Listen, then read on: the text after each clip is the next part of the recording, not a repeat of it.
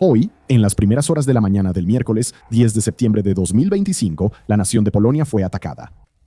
¿Qué carajos, Rusia? Me haces levantarme temprano. Al otro lado de la frontera, soldados y civiles en el oeste de Ucrania sufren intensos bombardeos de drones kamikaze rusos en otro devastador ataque nocturno.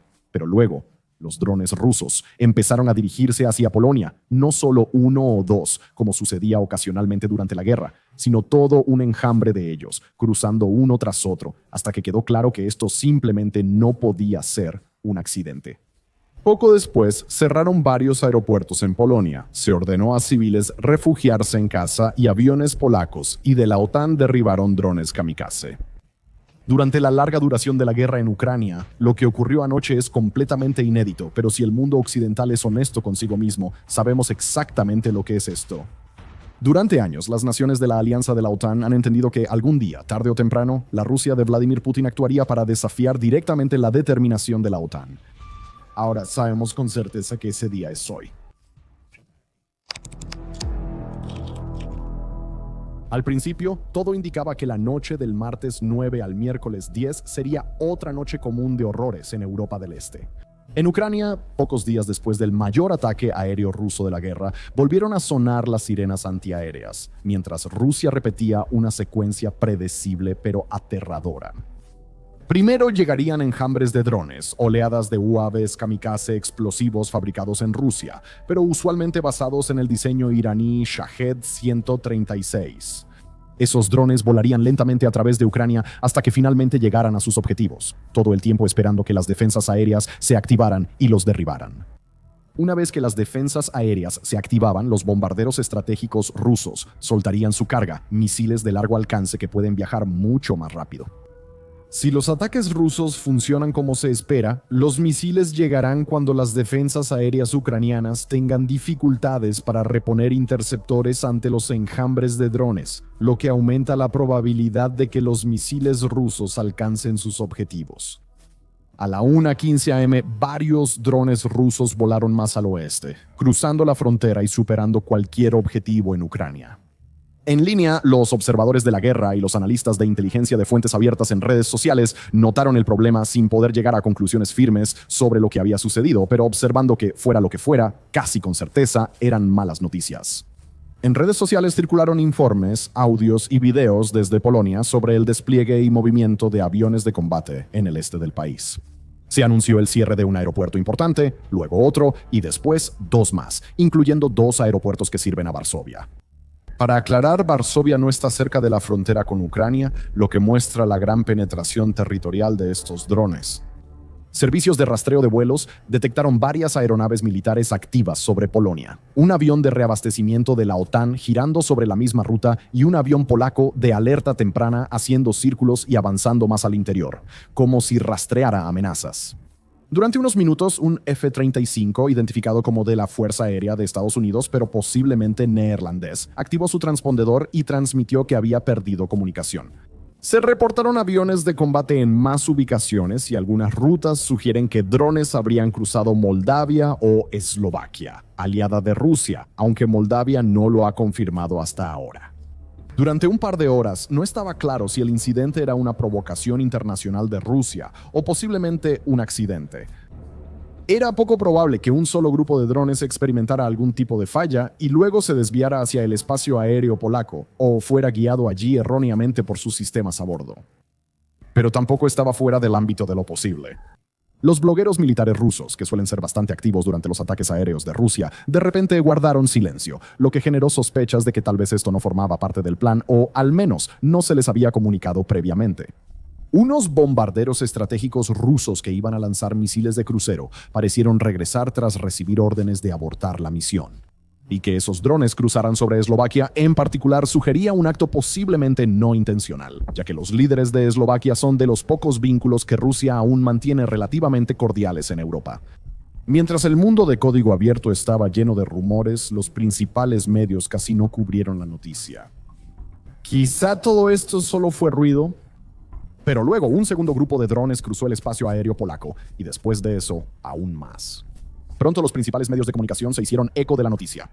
Funcionarios polacos y algunos legisladores estadounidenses informaron sobre objetos hostiles en el espacio aéreo polaco.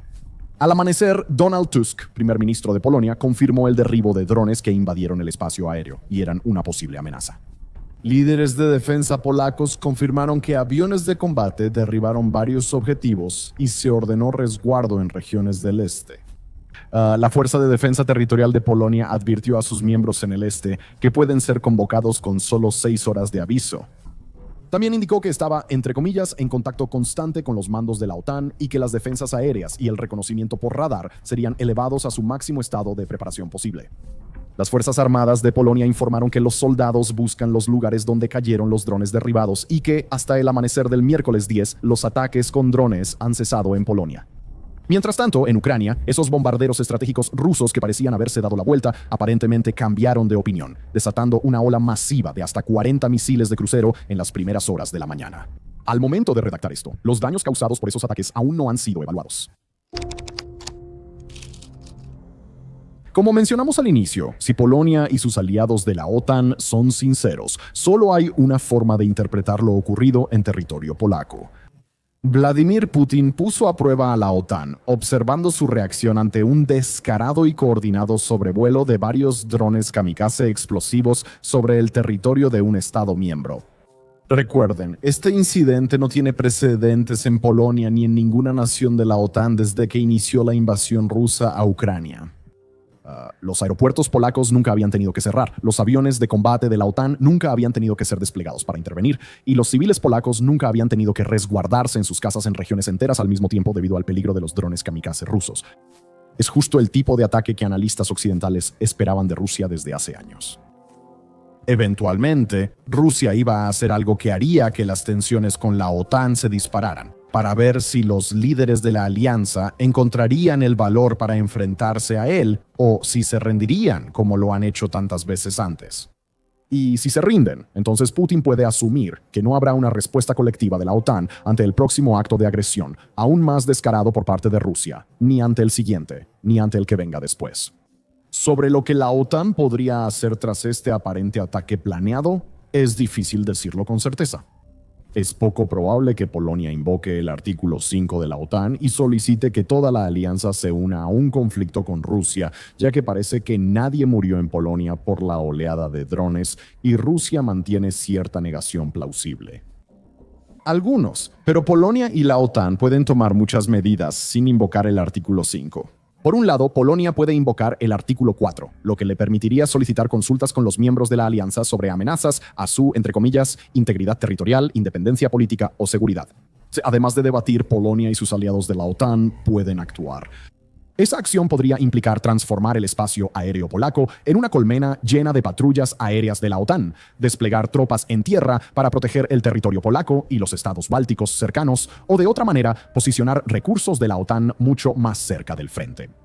También podría significar que los países de la OTAN actúen juntos o en pequeñas coaliciones para responder o tomar represalias, posiblemente participando directamente en la guerra en Ucrania. Como ejemplo, una manera bastante moderada de hacerlo sería ayudar a derribar drones entrantes la próxima vez que Rusia ataque la parte occidental del país, cerca del espacio aéreo de la OTAN. Una manera menos moderada sería lanzar un ataque contra un objetivo ruso, tal vez en Donbass, Crimea u otra parte de Ucrania ocupada, para que el ataque no sea interpretado como un ataque directo al territorio soberano ruso. Técnicamente, una represalia podría ser un ataque en territorio ruso, pero seamos realistas, esa respuesta sería casi imposible para la OTAN ante este incidente. Cualquiera que sea la decisión de la OTAN tendrá que actuar rápido, y más importante aún, tendrá que actuar. Estas acciones de sondeo rusas no son nuevas. Rusia prueba los límites de sus adversarios constantemente, eludiendo sanciones, participando en asesinatos, sabotaje en Occidente, realizando actos militares menores como prueba antes de una posible escalada o usando mercenarios y tropas no identificadas. Aunque sean muy malévolas, esas acciones también recopilan información. Rusia da un estímulo, evalúa la reacción y usa esas observaciones para decidir qué hacer. La respuesta de Polonia y sus aliados de la OTAN determinará todo sobre hacia dónde va este conflicto y si los datos que regresan del ataque de sondeo de Putin contra la OTAN le dicen que retroceda o seguir adelante. No se equivoquen, aunque este ataque parece medir la reacción de la OTAN, en última instancia fue dirigido a una sola persona. Los compromisos del artículo 5 de la OTAN seguirán dependiendo de Estados Unidos, pese a los intentos recientes de Europa por modificar las reglas. Y en este momento, el mismo curso de la historia se va a inclinar alrededor de la decisión de Donald Trump en este preciso instante. Aunque se hable de paz, Vladimir Putin y su ejército han dejado claras sus intenciones. De enero de 2023 a octubre de 2024, antes de la elección de Trump, Rusia nunca lanzó más de 2.000 misiles y drones en un mes. En noviembre, cuando Trump fue elegido, y en enero, cuando asumió el cargo, Rusia superó varias veces el umbral de 2.000 proyectiles. En febrero, marzo y mayo de este año fueron más de 4.000. En junio más de 5.000, en julio más de 6.000. Entre agosto, tras la cumbre de Alaska de Trump, y septiembre, Rusia ha realizado algunos de los mayores ataques aéreos de la guerra, incluido el más grande, con más de 800 proyectiles en una sola noche este domingo. A pesar de la retórica, lo que importa son los números. Vladimir Putin, según los números, no considera a Trump motivo para frenar sus operaciones militares. De hecho, es precisamente lo contrario. Y ahora, Putin le ha dado a Trump y a la OTAN la prueba definitiva, la provocación clara a la alianza de la OTAN que el mundo ha anticipado durante años. La decisión de Estados Unidos en este momento puede resultar crucial, y hasta ahora, el comportamiento de Trump y sus aliados hacia Rusia no sugiere que Estados Unidos vaya a tomar una postura firme. Y miren, aquí en Warfronts no tenemos ilusiones sobre las limitaciones de nuestro alcance, pero en la medida en que tengamos alguna voz, sería un error no usarla en un día que se convertirá en un punto de inflexión en la historia, sin importar hacia dónde vaya la historia a partir de aquí. Este es el momento. Es ahora cuando toda la charla de Europa sobre encontrar su valor tiene que traducirse en acción. Este momento no fue un error. El gobierno de Francia acaba de colapsar. El descontento en Gran Bretaña está aumentando. La confianza de los aliados en Estados Unidos cae rápido, mientras el mundo se distrae por el ataque israelí de ayer a Qatar. Es momento de asumir que Estados Unidos no vendrá.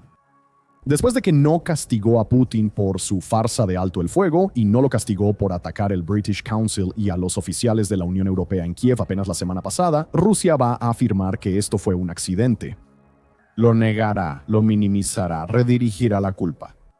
Pero el resto de las naciones de la OTAN, las naciones de Europa, deben responder a este ataque bajo la premisa de que fue completamente intencional. Esas naciones de la OTAN llevan años de acuerdo en que Rusia intentaría algo así. Y cuando eso sucediera, la OTAN tendría que estar lista. Ese día llegó.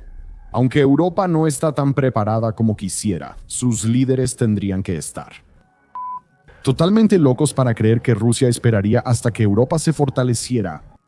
Europa tiene que actuar ahora, tiene que actuar de manera decisiva bajo condiciones imperfectas y con las herramientas que tiene a su disposición, porque si no lo hace, bueno, la guerra por el futuro de Europa se va a volver inevitable, ¿no es así?